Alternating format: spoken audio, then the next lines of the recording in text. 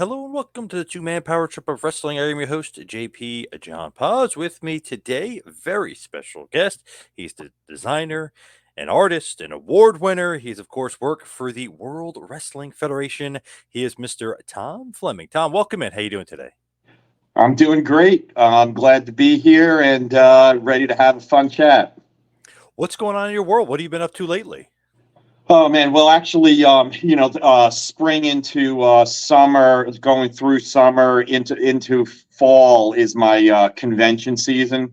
So been on the road a lot, doing the comic, sci-fi, fantasy conventions, and have my last one coming up next week, and really looking forward to being in the studio and just painting and getting some artwork done. What are you working on lately as far as some of your painting and artwork? My fun project that I'm doing right now is actually a series of paintings for the characters in the Sandman series, the Neil Gaiman Sandman series. And I'm doing all 7 of the main characters of the Endless in my fine art style. So it's been super fun. I've got 3 of the 7 done, and trying to get the rest done in the next few months. Anything wrestling related that you're up to lately? Lately, no. The last wrestling project that I worked on was I guess right after COVID hit. So probably 2021. I did 23 paintings in 25 days for an NFT project. And unfortunately, the cryptocurrency and NFT market completely crashed right as they were launching the project. And so, yeah, it was an unfortunate kind of an unexpected turn of events, but it is what it is. But I did do everything from Andre the Giant's official NFT to Macho Man, Randy Savage, Kurt Angle. I mean, there's a bunch of them. Pretty big names that I did and it was all officially licensed through the estate if they have passed, or through them if they were still alive.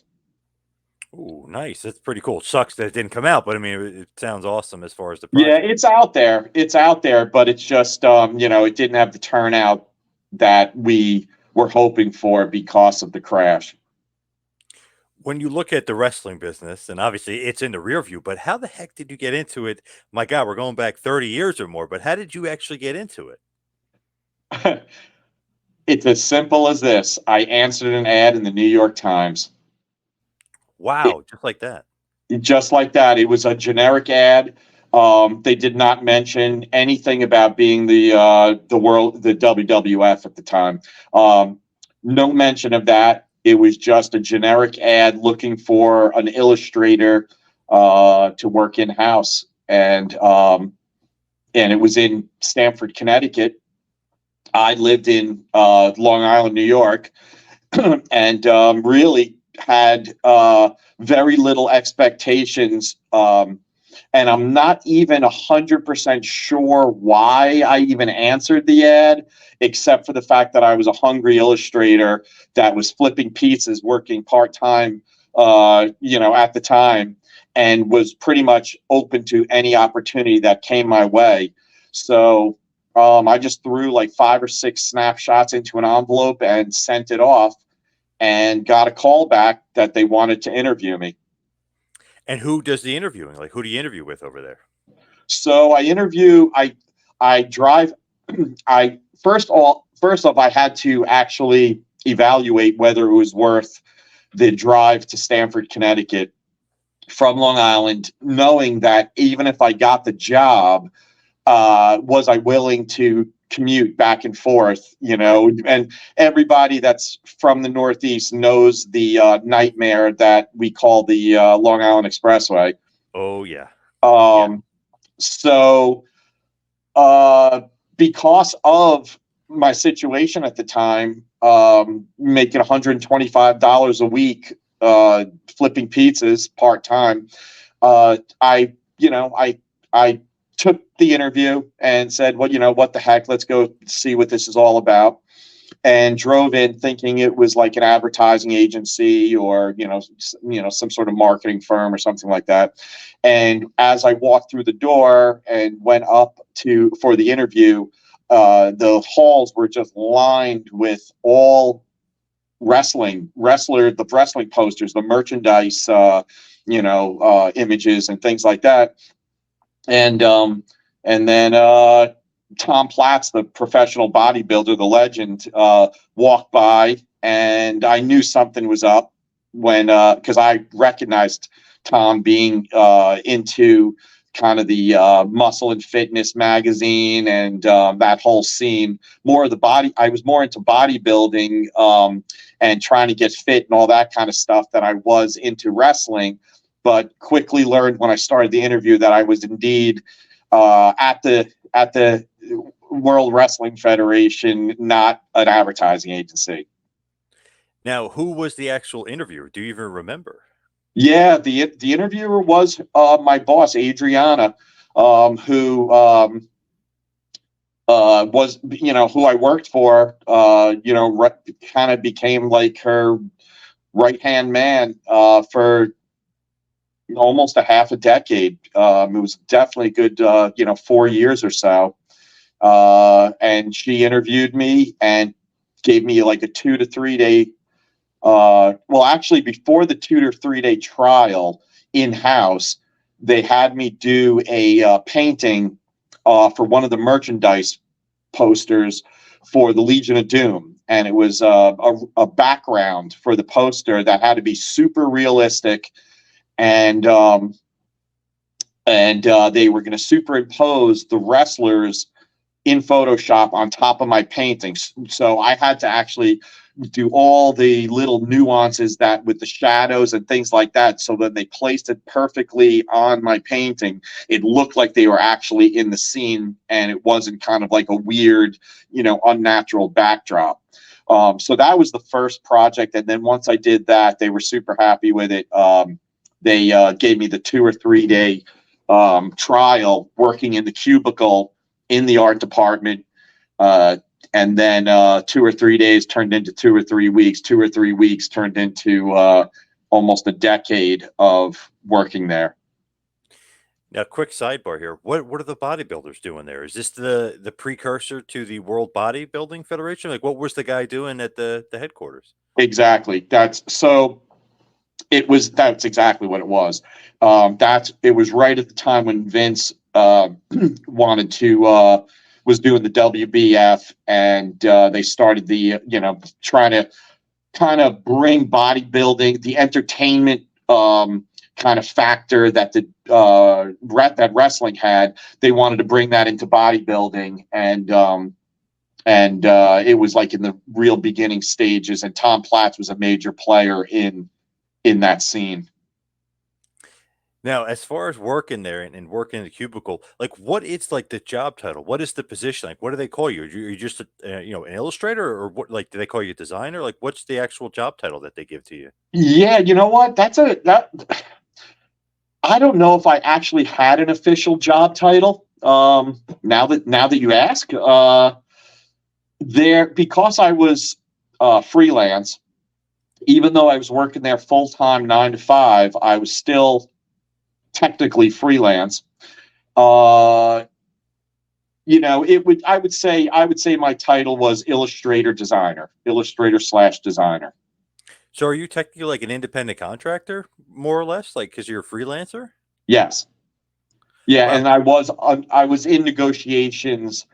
I was in negotiations to become an actual employee when they started going through a lot of hardships with the scandals and things like that. And it was a pretty dark period. I think it was somewhere around 94 or so, 94-ish. And that they got into the predicament where they had to start laying off a lot of the freelancers, and the company started having some financial struggles, and um, the negotiations for my contract kind of ended along with my full-time position there, and I started just working freelance from my home studio. So when you're working and doing the LOD stuff, I mean, are you familiar with wrestling? Were you a fan at all, or you're just kind of learning as you're going? I 100% was learning as I was going. I was familiar with pretty much the household names that everybody knows, like Andre, Hulk Hogan. Hogan. I knew who Superfly Snuka was, and probably Sergeant Slaughter, but really, I didn't even know who the Ultimate Warrior was. I didn't know who. I mean, some of the really big names in the business, I was unfamiliar with. I really, I learned almost 100% along the way. So when they throw you in the cubicle, what's like the first thing you're working on? What are you doing? So I've thought about that, and the Legion of Doom poster was definitely the first project, but I did that from my home studio, and kind of drove back and forth to Stanford from New York. And then when I worked in the cubicle, I believe one of the first projects ever was the black and white art for the Undertaker's first T-shirt. That was Wow. definitely very, very early in the game, and I can't remember. I don't think they put me on costume design right away. I think the Undertaker's T-shirt was one of the first. What did you think about that? Were you thinking like, "Wow, what is this? Like Undertaker? What is this? Like, what am I doing here?" Or were you into it? So, yeah, that's the funny thing, because I had no idea who the Undertaker was. They had a massive reference uh, photo room, and when we got assignments, we would go to the photo room and pick out shots that we think would work for the project, this and that, and really, I had no I had no real direct connection with the project. I didn't know who the Undertaker was. I was just acting as an illustrator. Like, okay, they need a pen and ink drawing of black and white drawing that they're going to incorporate into probably Photoshop, or one of basically scan it in and do design work digitally, because I did the illustration at that time, and I was not doing any design work. I was just doing specifically the images of the wrestlers that were going to be used in the designs that the designers did. Um, so I just did this pen and ink drawing of this Undertaker guy, and quite frankly, had no idea uh, exactly what that even meant at the time, until I found out 30 years later that it was actually, everybody knows how big the Undertaker, became, and so in retrospect, it was like, it's this huge thing, and I was like 24 years old, completely unaware of what I was actually doing, and actually didn't know what I was doing until I started sharing my work during the pandemic, of all my wrestling stuff, and people were, it opened up a can of worms of like, oh my God, you did all this work and nobody even knew it was you, kind of thing. Yeah. Um, to the point where I didn't even know that that was the Undertaker's first T-shirt until the fans started actually pointing that out. It was 91, probably the end of 90, beginning of 91, and and now and now here we are, and I have that feather in my cap that I did the artwork for the Undertaker's first T-shirt. That is amazing. And when you look through some of that stuff, like you're unearthing it, it's like, okay, that's history, that you know what I mean? It's crazy. it really is crazy because when I stopped working there, the last project I ever did was in 2002, and then I just, and in my mind, um, I was in my mid-20s, mid to late 20s when I was working there, and in my mind it was just a stepping stone to get to Marvel Comics and DC Comics and do my fantasy sci-fi illustration, and had no idea the impact and the what I was actually doing, um, and possibly the most significant art that I've ever done, to influence pop culture. It is kind of crazy when it all came full circle. When you're working there, right, and you're doing that stuff, you're not even thinking of like, oh, this, this is worth something or this is historical, right? It's just work to you, right? You're going about your business. Absolutely, there was not a thought in my mind that I was doing anything uh, significant in history or anything. There was it was I was thrilled that I was doing art for a living, and that it was somewhat related to what the field that I dreamed about getting into, which was sci-fi, fantasy, Marvel comics type of stuff. And yeah, it's that's the irony of life, is that when you just sometimes things come around unexpectedly, and your achievements are things that are completely unplanned, and that was definitely one of them. I think that lent. I think the fact that I was so ignorant of everything made everything that I did so much more genuine, and I wasn't inhibited, and I wasn't nervous about projects. So everything was just kind of, whatever I did just kind of came out naturally. And my comic book kind of background, I think, really lent itself well to that time in wrestling history. Do you think when you look at wrestling, do you think these are real life superheroes as far as like when you're drawing them? Because to me as a fan, like when I was a kid, like when I fell in love with Hogan, my mom used to, my dad, like, well, you thought he was a real life superhero. Like it's a real person, but he's a superhero. Is that what you think, like when you're doing the illustrations and the designing and stuff? Um, I don't I don't know if I was actually. I mean, there was, when I was doing the drawings, I was very aware of, these guys are larger than life, and uh, drawing and depicting them as a superhero like character, or feel, especially when we start getting into costume design, um, was something that was necessary. So yeah, I guess the answer to that is yes. I wanted to kind of create and depict them as larger than life superheroes. Yeah. Who were some of like the big cool projects that you worked on? I know like Pink Papa Shango was one of them. Like who was and Razor Ramon, I believe, was another one. Like who are some of the cool projects and what are some of the cool projects you worked on? Okay, so the big ones. I mean, you just mentioned a couple of them. Razor, Scott being probably the biggest, being in the Hall of Fame and all that kind of stuff.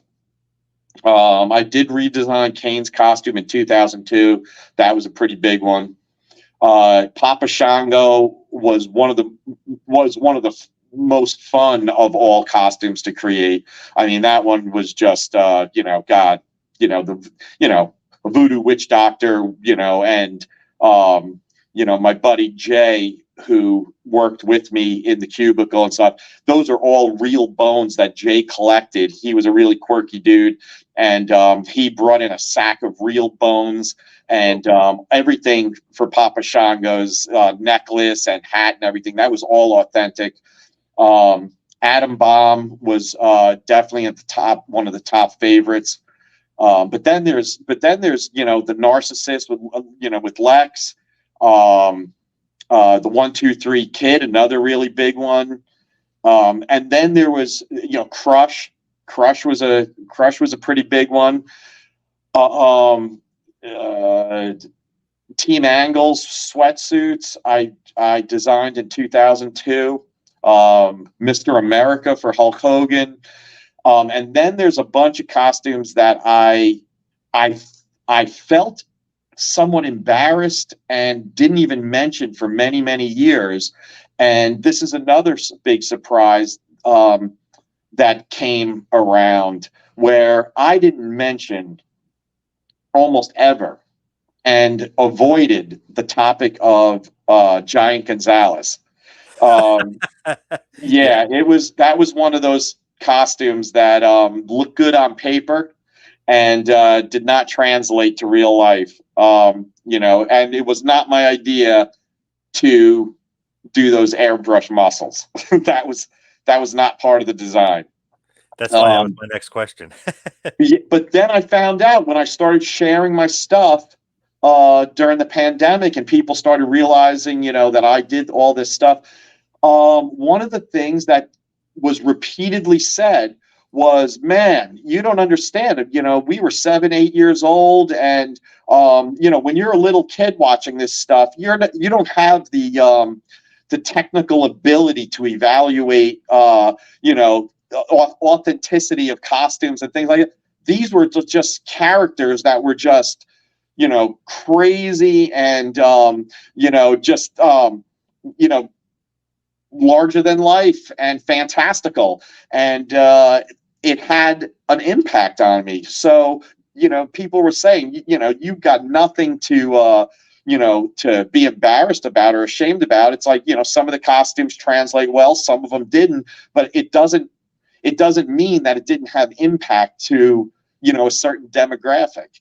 One of the other costumes that was super gimmicky was Max Moon, shooting fire out of one hand and confetti out of the other, and the backpack that we put the CO2 fire extinguishers, strapped to his back so it looked like he was blasting off. Bastion Booger. God, there was a bunch of them that that were short lived. I guess I should say. The funny thing is, because I'm a kid at this point. God, when Giant Gonzalez is around, I'm like 11 years old. But as soon as it becomes like an action figure, it kind of like lives forever. So it's not like I'm thinking like, oh, this stinks. It's like, no, I got to get this action figure, and Undertaker needs to beat up Gonzalez. You know what I mean? It's just one of those things where it's like never a negative thought in my mind. It's just like, okay, this is the bad guy, and I'm gonna have this toy forever. So that's interesting too, because I never even thought of that. Yeah, some of these, Giant Gonzalez was an action figure, and that was one of the biggest thrills for me. I think working there and not realizing, kind of, what I was doing and the impact it was making at the time. The thrill for me was when one of my costume designs became an action figure, because I was into the superheroes and I did collect action figures for the Marvel DC stuff. So that's a good point. That was super exciting to me, and must have been for kids, who were into the show. It's funny, like even now, if you had an action figure in the 80s or the 90s, it's like you live on forever. It's basically immortality for whatever reason. That time period, you live on forever. Yeah, for sure. Never. No one's, in all the interviews I've done, no one's ever brought up the action figure topic. So that is cool, and I would imagine that it's, even though I never got any credit on any of the packaging or the box, of course, it's still, now having that action figure that's always going to be out there, and now super collectible, and I can't believe the crazy prices on eBay. Uh, Insane. it's insane, yeah. Because there were times where I was like, oh man, it would be nice to have the 1, 2, 3 Kid, action, and I would look on eBay and I'm like, oh my god, there's I can't bring myself to spend that kind of money on, one of my own designs. I was And thinking we like, oh, weren't, they didn't send us comp action figures that sucks. ever, which would have been nice. I'm thinking like, oh, I'll get Ludwig Borg. It'd be nice and cheap. Check online. No, it's $500. You know what I mean? Or 1, 2, 3 kids, $600. Like, oh my god, this stuff is insane. Yes, it is crazy, but on the flip side, the nice thing is now, even this much time later, I still walk through every once in a while. I'll walk through the Target or Walmart toy section and be incredibly surprised. Like, I don't know, a few months ago or last year, they released another Papa Shango action figure with the classic, and I was like, "This is unbelievable!" My cane design, Papa Shango, and I think there was a new Razor action figure. So I'm like, "Oh my god!" All this time later, they're still releasing some of my designs, and that is super exciting to me.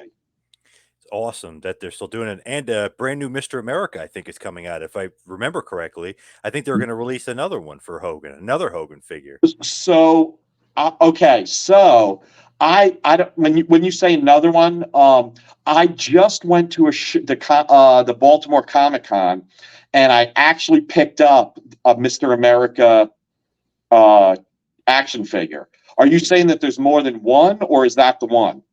No, I saw it was Mattel had released like more figures to come, so I don't know if it actually came out or if it is coming out. But it was a few months ago. They actually had a picture of it, so I don't know if it was new or old. But I thought it was coming out, so maybe that is the one.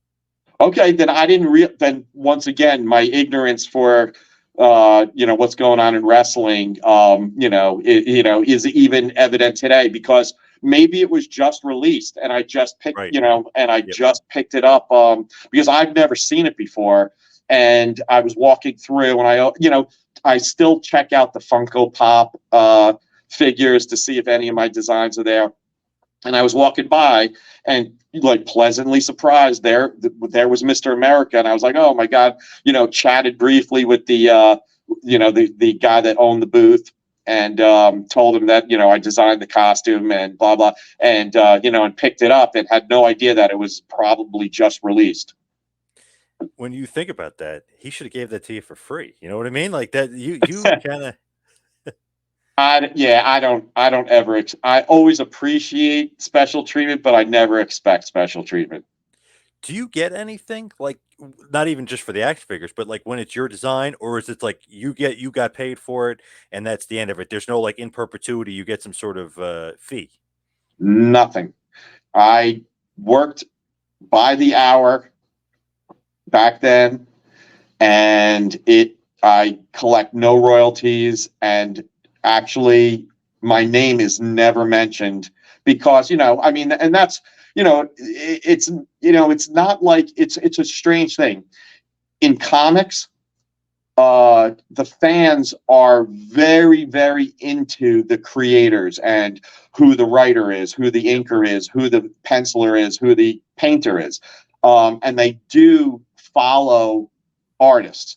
In the wrestling business, it's not like that. So, especially the toy business, you never see, very rarely do you ever see a creator or designer's name given credit, for an action figure. But no, there was no royalties. I got paid back then, and that's where it ends. What do you think about that though? Like, do you think that the name should be on there? Do you think there should be some sort of royalties, or it's not something you think about?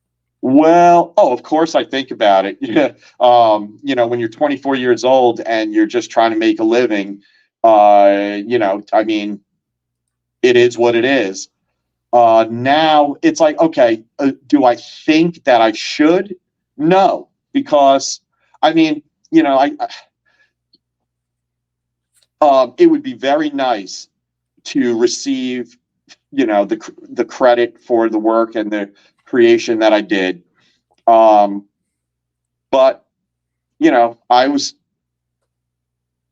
aware that I was working for the company, and there's kind of a gray area, back, and the comic industry also had this kind of discrepancy where, Stan Lee went to court with Marvel Comics about, I created all this stuff and it's making, billions of dollars, is there a certain right to the creator, even though he was, under contract for Marvel Comics, and that's for the courts to decide.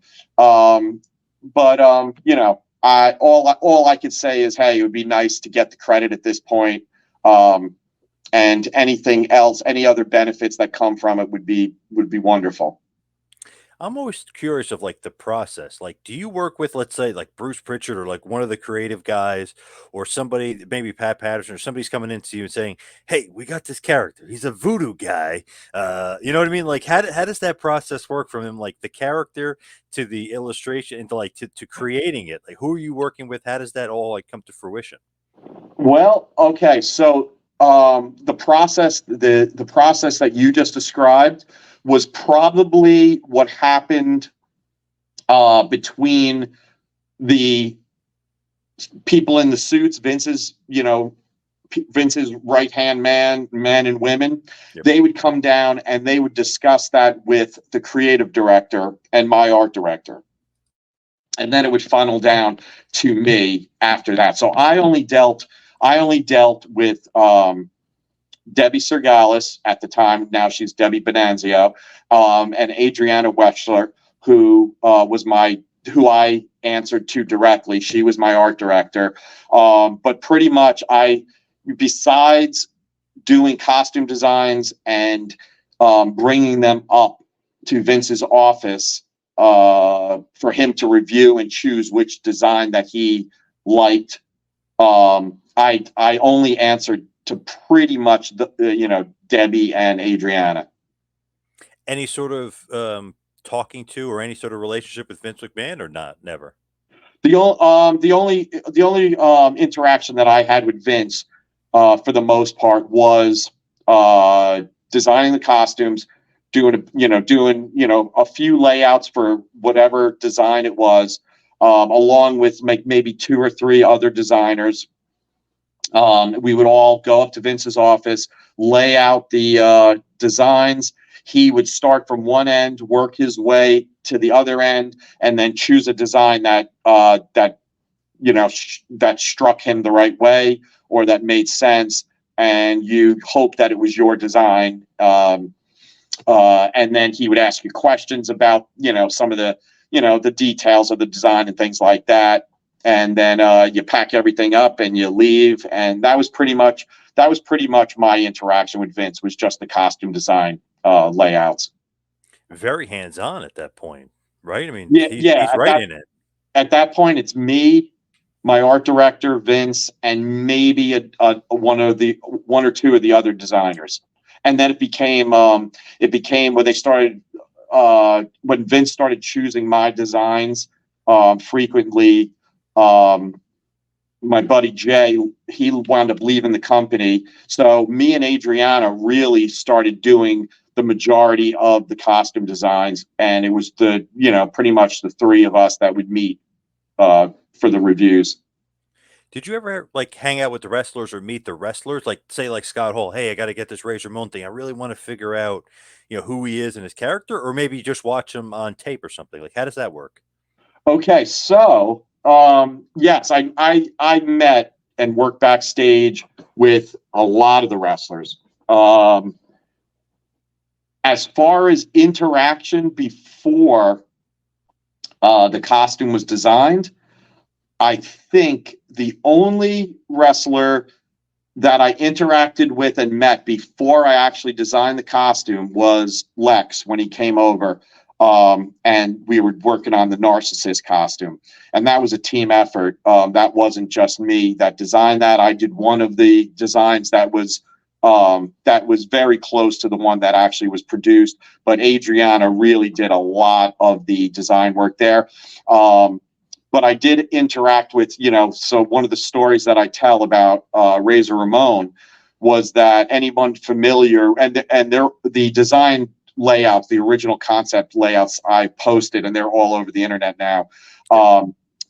Yep. People who really know the history of Razor Ramon know that his first appearance was with long pants and the Yep. spandex, and the original design had him with long pants, and the WWF in Titan Towers had a really awesome gym. And I'd go down to the gym, get a workout in to avoid rush hour. And one night while I was down there working out, Scott Hall came in, and I guess somebody told him that I was the one that designed the costume. And he came over to me and he said, he was probably the most appreciative of all the wrestlers. Wow. That I created at the time, and I'll continue. What I mean by that. But at the time, he came over to me and he said, "Hey, listen, brother." He's like, "I love the design, this and that, but he goes, I've been working way too hard on my legs, man. We got to turn those pants into trunks." And I was like, "Oh, wow, all right. I'll tell you what. I'll do a design with trunks, and we'll take the razor blades and put them on the knee pads, and then and the rest is history." So saying that he was the most appreciative was then, but flash forward 30 years, and when I started sharing all of my work on the Facebook groups during the pandemic, and people started realizing, exactly, what and how much I did. I got a message one day, and it said something to the effect of, "Hey, I see that you've been sharing your work of wrestlers on so and so group. Do you have any paintings of me?" And I look, and it says Brian Clark, and I'm like, "Oh man!" I was like, "It's Adam Bomb," and Yeah. I was like, "This is great." So I responded to him and I said, "Hey, listen, Brian, I don't have any actual paintings of you, but I created you." And he just, we just immediately started going back and forth. At the time, he was looking for an illustrator because he retained all the rights. He got all the rights to his characters. And he actually, we worked together, and I did a new painting for him just a few years ago, a new Adam Bomb painting that he uses for prints and T-shirts and merch, all kinds of merchandise and stuff. And we've stayed in touch, and we've been kind of going back and forth on social media, and have a mutual respect and friendship now, and to the point where I would love to do like an appearance with him at some point. Which I've never done a wrestling show. So anybody have any ideas or whatever? I'm ready to do a wrestling show. And Surprised you haven't. Yeah, that's crazy. yeah, it's one of those things where a lot of the wrestling promoters for the shows don't understand the value of having me as a guest, to be quite frank. I've contacted a couple of shows, and they it's not like the comic industry where the creators are really put on a pedestal and brought in as guests, and treated. The wrestling shows, evidently, even the wrestlers, everybody just pays for their booth, and you go there, and I don't know, I've tried to explain it to a couple of shows, like, being a very unique commodity of, like, there wasn't many people that that designed, created, and not even just the costumes, but the event posters and the images. And I think the fans would really dig that. I totally agree. And Brian Clark, that's awesome. He's one of the nicest guys too. He's amazing. Adam Bomb, very Oh, have cool. you interviewed him? Yes. Yep. Excellent. Yeah. Is he not one of the? Yeah. Not only that, but it's awesome to see somebody make it through, healthy, and he's doing really well, and yeah, super gracious. Yeah, you should be at some of these wrestling shows for sure. I'm surprised you haven't been to one. Yeah, that's kind of shocking a little bit. Sorry, got a little scratch in my throat. Yeah, so I'm ready to go. Do you have some favorite event posters that you did, or what are some of the ones you did? I think Survivor Series '93 probably stands out. Yeah, the Survivor Series '93 was probably the probably the biggest and most important. Uh, and that I've seen that voted on Reddit as one of the most iconic event images in the history of the and that is super flattering. That's a great example of not realizing what I was doing at the time. Yep. My passion at the time was painting, so when they gave me the opportunity to actually paint a major event poster, that's a super responsibility. Um, and and there was some pressures that came with that.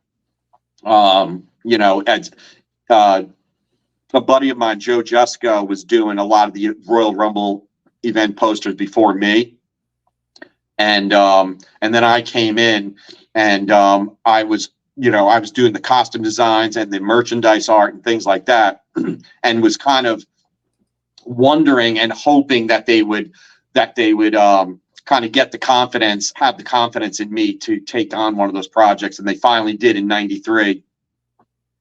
And the project went super well, to the point where this is another one of my stories that I tell. When I finished that first painting with Tatanka, with Lex and the Steiner brothers, with the turkey dressed as Yokozuna, the plan was just to do that one painting. And then I did the painting, and I don't know the real specifics of how it went up to Vince and the creative director and what happened, but it turns out that Vince loved it, and they came up with the idea that it'd be a great idea in the magazine to have the All Americans as an ad, and then you turn the page, and then the following page is the same thing with the Foreign Fanatics. And anyone who remembers the magazines back then or whatever, it actually was a great idea. Yeah. But the problem was, when I finished that painting, I went down to the wire, and the next 24 to 36 hours, I was leaving for a vacation in Europe. And when they came back and said, "Hey, listen, Vince loved it so much, we want another painting of the Foreign Fanatics, to go along with it," I explained, like, listen, I'm going on vacation in like a day and a half or so.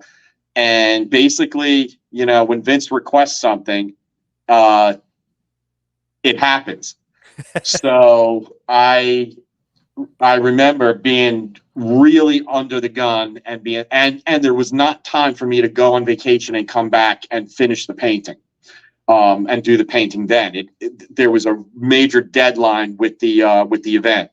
So basically, I went home, I put on a pot of coffee, and did that second painting in one day. Painted for 24 hours straight, and Wow. then drove it in to Titan Towers, delivered it, and then slept on the flight the whole way to Europe.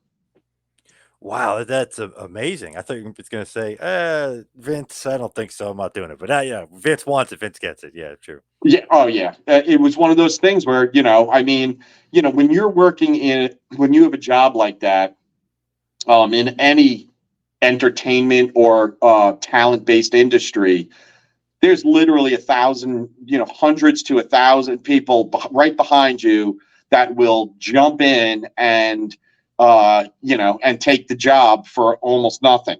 So I've never been a temperamental artist that had to do things my way. And when I work for somebody, it's their project, and I just want to execute the job as best I can for what they want me to do, along with giving my input to what I think, but never having the attitude that that my ideas are more important than theirs. No, they're the boss.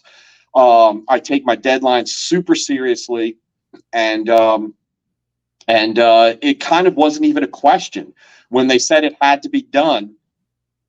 That's it. It had to be done. I was like, all right, I can only do my best, and in this particular case, my best did get the job done. So, I went and I said, I'll paint right down to the wire until I have to leave for the airport. And that's what I did. That is such an iconic like poster. That's so cool. I was like thinking to myself, I wish they did that more often. You know what I mean? It's just like that is was so awesome. It actually makes Survivor Series that year. It just makes it seem more important and like even a better show. Just I love that artwork. I'm a big poster, event poster kind of guy.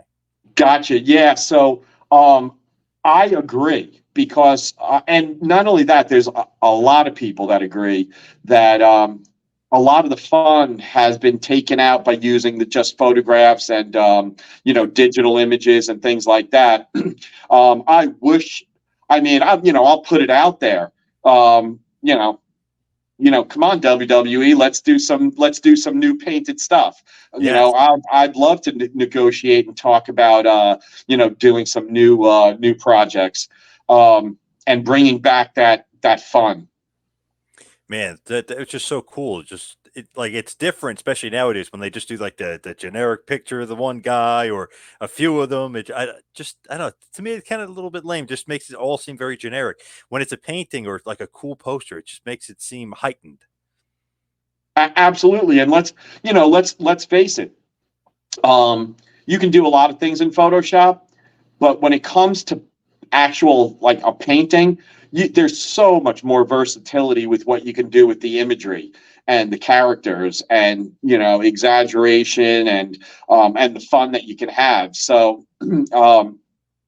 yeah, I can't imagine those pieces for the Survivor Series being done digitally. It would be a very odd thing. Uh, to the point where part of that project, besides finishing the painting and then them wanting a second painting, when I did get back to Europe from Europe, um, by that time Tatanka got hurt, and that's when they decided that the Undertaker was going to take his place on the team, and they did have me do an same exact position that Tatanka was in, paint the Undertaker in that exact position, and they superimposed and brought that into Photoshop for the video cover. Very, very cool. Because obviously there was still a lot of turmoil. Ludwig Borga injures Tatanka. They replaced him with Undertaker. Even the former Fanatics, they changed up their team a little bit. So yeah, it was one of those things where a little bit of influx, a little bit of change. So they give you a little bit more work to do. Yeah, exactly. And I always found it really funny that Tatanka, a Native American, was celebrating Thanksgiving. I didn't It's even think about that. Yeah. kind of a bizarre thing. Yes. Weird. Yes. But hey, if that's what Vince wants, right? That's what you got to It, do. it, hey, yeah, nobody said that everything about wrestling had to make sense. That's 100% true. Is that something that you always thought about? Like, all right, this is it's a little bit different. Not everything makes sense here, so I could do some maybe go a little bit outlandish sometimes. Yeah, that was never. I mean, back, now, even now, but back in the day, anybody that knows me knows that I'm not exactly, outlandish, and some of the things that come out of my head and my mouth don't always make sense either. What are some of your favorites? Not only of event posters, but some of your favorite drawings for wrestling. What was like some of your tops? Okay, so the tops. Uh, I mean, really, the Survivor Series is one of the top. The Royal Rumble '94, with all the guys coming out of the TV, that's up there. Um, you know, oh geez, I did a painting that was supposed to be blown up 6.5 feet by 13 feet and used as a mural in the lobby of Titan Towers. And there's like 38 wrestlers in the painting, and it was a crazy undertaking. And that's one of my proudest pieces. I mean, it's it's a significant you know, piece of history for the WWF WWE. Unfortunately, it never got put on the wall because by the time that I finished the painting, half the guys in the painting jumped ship and went to the WCW, and Vince got pretty upset and and canned the project. So it never made it up on the wall. Damn, so he was that, not territorial, if you will, but I mean, he was pissed. You don't work for us anymore. I'm not putting you on the wall in the headquarters. Oh, it was crazy. There was, I mean, you know, my memory there, there was times where, things were like grooving with Vince and this and that. And then you would hear, especially with the Ultimate Warrior, I mean, they had such a back and forth thing. And I'm just talking, I don't know the actual details. I'm just talking about a guy that was working in the art department and heard, but one day we were told to take down all merchandise of the Ultimate Warrior, and that no Ultimate Warrior, merchandise or memorabilia should be seen, that kind of thing. Wow. I don't know. I don't know how accurate that memory is, but I do remember that. That seems to be a pretty vivid memory to me. And there's there was times where these guys were in good with Vince, and then they would have falling outs with contract disputes and negotiations and all that kind of stuff. So yeah, you never knew. It was definitely a crazy business. Who was your favorite wrestler that you ever worked with? I mean, would it be Adam Bomb? Would it be Razor Ramon? Or who's like the favorite wrestler? Okay, so um, at the time, I would have to say, as far as like working and them just leaving an impression of like, oh my God, what a nice guy. Um, Charles Wright, Papa Shango, definitely was up there. Scott Hall absolutely left an impression that he was the most appreciative. Um, I had a brief interaction with Brian Clark at the time when Adam Bomb debuted. Um, when I was there backstage, and because I hand built and actually painted and handmade his gloves and goggles for his debut. Now I'd have to say Brian Clark is at the top because he's the only wrestler that I'm actually in direct contact with and I can actually call a friend. So, Bret Hart, super nice guy. Who else? Then there was guys that was just business. I actually, so George Giant Gonzalez, uh, really interesting day. I was responsible to bring him into New York City, and he had to be fitted for a suit for one of the late night talk shows, and I had the opportunity to bring him, a 7'7" giant, bring through New York City, as his kind of, as his guide, and went out to lunch with him, and sat and ate lunch at I believe it was a Peruvian restaurant, which was that was a super cool experience. Wow, very cool. That's awesome. And Yeah, with and a really good guy. and with Adam Bomb, like painting that, is that something you would normally do? Like actually create the costumes and paint the costumes and go all out with the guy? So as far as let me understand. So just as far as the question, when the costumes were designed, are you saying? Yeah, like were you actually like hands on in doing that? Yeah. Okay. So it worked pretty much two ways. One way was they would give us a picture of the wrestler if they were already established somewhere else and coming to the WWE. And then I would take that picture and come up with concepts for that wrestler. Or they already had a preconceived concept and we just had to come up with the look. Okay. And the designs were done, drawn in pencil, then brought into the copier where it would turn into and then kind of black pen and inked, and then colored with markers, mounted to black mat board, and presented to Vince. So it was they were not supposed to be great pieces of artwork.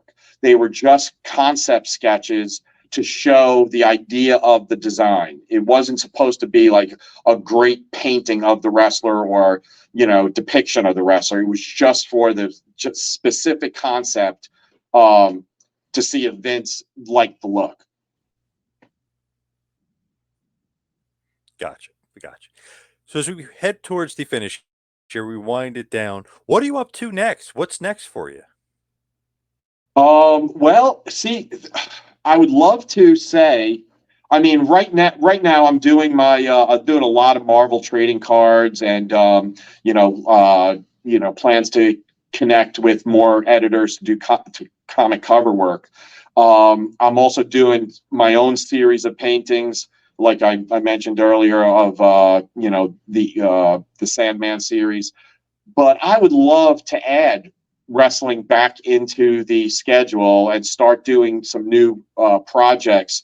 I with the caveat of they need to be pretty big projects. Coming from the WWE or another company. Because to be quite honest, I'm not 24 years old anymore, and I'm a bit choosier, a bit pickier with my projects. But I would love to do wrestling shows. I would love to meet the fans face to face. I have not been able to do that in a large capacity. There are many wrestling fans that do show up, and wrestlers do make appearances at the comic conventions and the media shows. Like GalaxyCon that I do in Richmond and GalaxyCon that I do in Raleigh. They often have a decent amount of wrestlers, and I was able to actually reintroduce myself to Lex fairly recently this past year, and Scott Steiner, and we got to kind of talk about the old days a little bit before the show started. But I would love to work with the WWE again and do wrestling shows. So, it's I'm open to opportunity. Where can everybody find you? Social media, website, everything else. All right. Social media is the Art of Tom Fleming on Facebook. On Instagram, it is Tom Fleming Art. And my website is tomflemingartwork.com. And I have wrestling stuff on all of those, all my social media. I posted my wrestling stuff. And my website has a whole section of wrestling and some original artwork that I still have, along with prints, signed prints that that I have of all the costume designs, all the way down to the licensing catalog images that I painted for the WWE. Yeah, your website's awesome. I love going on there and looking at some of the old wrestling stuff. That really, really cool stuff. I love that. Oh, cool! Thank you. Love that era, of course. I mean that's the best. It was a super fun era, and I wish a lot of people say that to me, that it was the golden age, and they wish they would bring that fun back. So let's do it. Yes, Tom. Thank you so much for all the time. Really appreciate it. Oh, absolutely. Anytime, as long as my schedule works, I love sharing the stories and putting my WWF WWE experience and and the goofy stories and stuff out there. Awesome. We got to have you back on for sure. Absolutely. Just let me know. All right, Tom, thank you so much for all the time. You're Really welcome, John. appreciate it. All right.